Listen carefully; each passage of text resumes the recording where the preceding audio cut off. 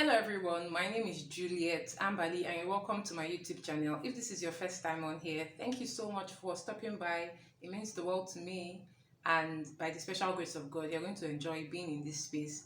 If this is not your first time, you already know that it means the world to me that you come here time and again to watch my videos, and I'm happy and thankful to God that at least you get a thing or two to take home with you.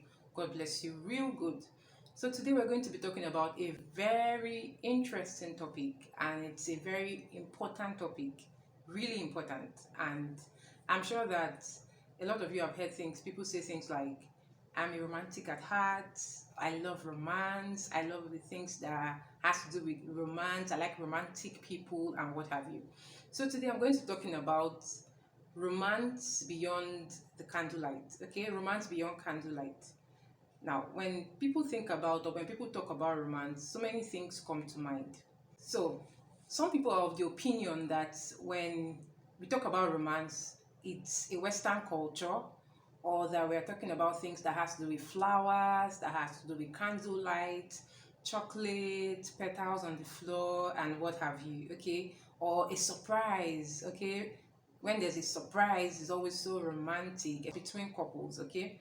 Now, also, we find out that within movies, it's played out as a deepened, intense desire to have physical intimacy with one's significant other, with one's spouse. Okay, are these all that there is to romance?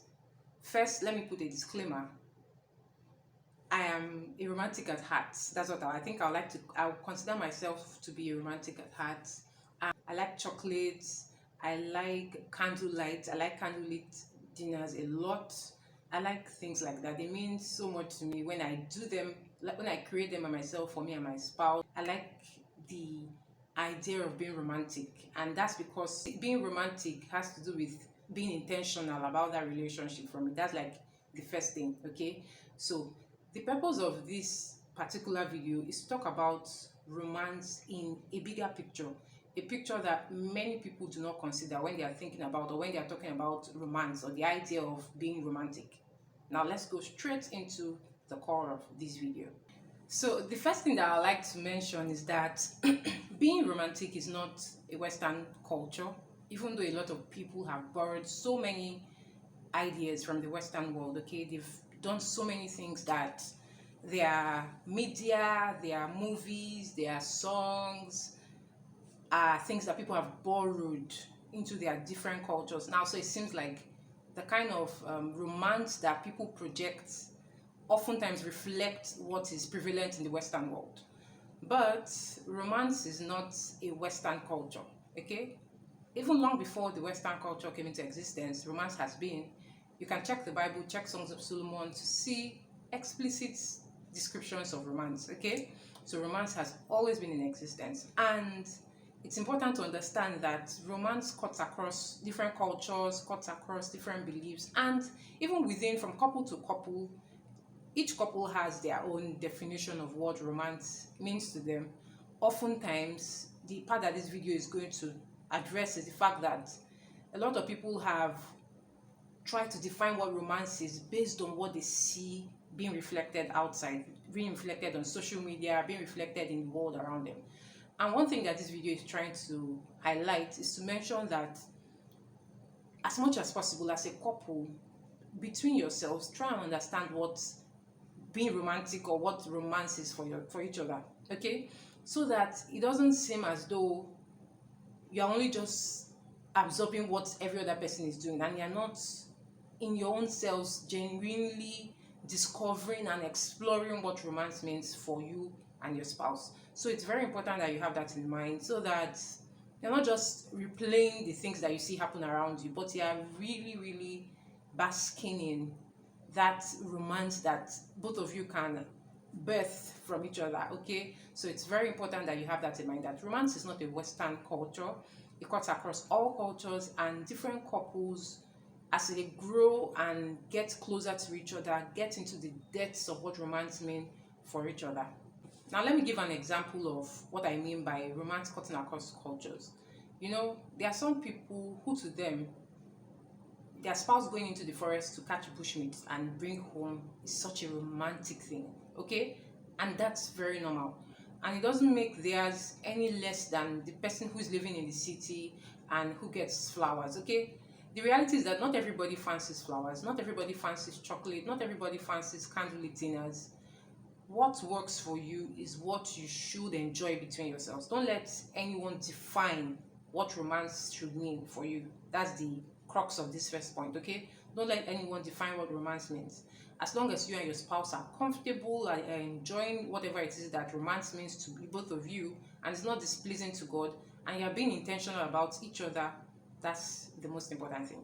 Second point I like to address is that some people are of the opinion that romance is innate, meaning that you are either a born romantic or you're not a romantic at all. Yes, I get that there are several personality traits that people have that can induce or make being romantic easier than some other kind of personality traits. However, nobody's born romantic, okay? It's a learned behavior.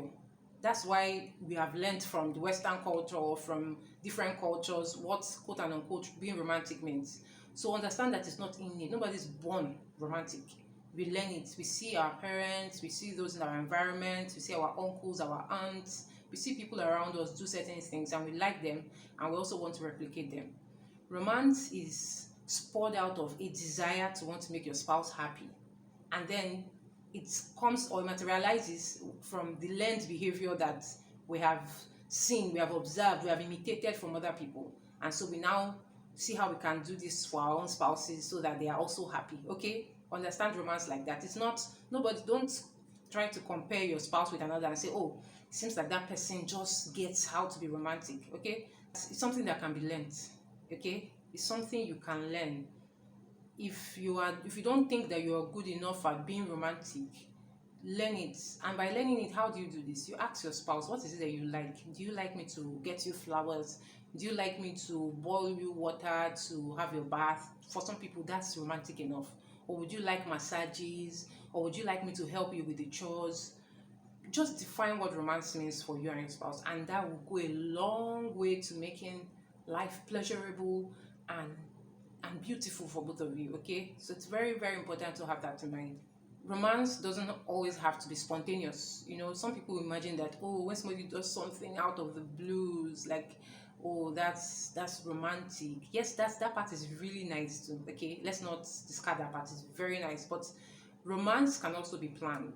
For instance, you intend that this night I'm going to give my husband sizzling sex, okay, passionate intimacy. We're going to enjoy each other, we're going to enjoy intimacy with each other and what have you. Yeah, you can actually look forward to doing so by prepping yourself for that. Okay, by deciding on what you're going to put on, deciding on what perfume you're going to wear, deciding on how you're going to, do you get, you are planning for it to happen. You are preparing your mind, preparing your body, preparing certain things in place for that to happen. Okay, now that's a planned one, different from the ones that just happen out of the blues, that just happen just from touching each other and then, okay, you get. So understand that sometimes romance can be planned. It's not every time that it has to be spontaneous. Don't wait for when it just happens, yeah, out of the blue. Sometimes some people may have to wait forever and it never happens. For some people, that spontaneity can come about from the many planned ones that they have done. Okay, so it's very important that you understand these different things that I've talked about with regards to romance. I hope that you have learned a thing or two from watching this video. Thank you so much. If there's something that you know that will be of benefit to one person or the other with regards to this topic and will help marriages, please do well to share with us in the comment section. We look forward to learning from you. Thank you so much for watching. I am deeply grateful, and I want to use this medium to say a huge thank you and appreciate every single one of you. The days are really, really busy days for me. Sometimes I wish that I could churn out videos every single day, but in this season of my life, I do not have that luxury of time to do that. Thank you so much for understanding, for always supporting, for always watching, sharing, and what have you. And thank you too for those who always watch but do not comment or engage in the comment or engage in the videos. I still really appreciate you a great deal. It means the world to me. Thank you for watching and helping me realize purpose through these videos that I churn out. God bless you real good. I appreciate you a great deal. Until next time, stay blessed. Bye.